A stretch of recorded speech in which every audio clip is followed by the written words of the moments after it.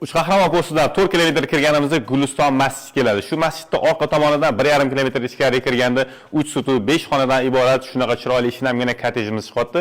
Hozir sizlar bilan shu kottejimizni ko'rib chiqamiz.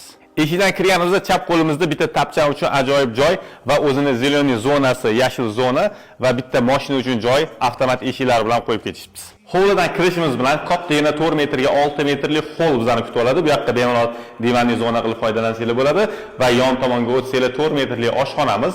Oshxonamiz yonidan umumiy sanuzliga kiriladi.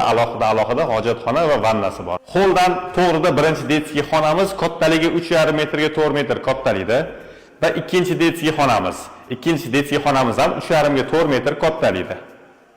Holda shundoqqina yonida zal joylashgan, 4 metrga 5 metrlik kattalikda zalimiz joylashgan va bu zalimizdan spalniga o'tiladi. Spalnimiz 3 metrga 3,5 metr kattalikda spalnimiz o'zini sanuzli bilan birga.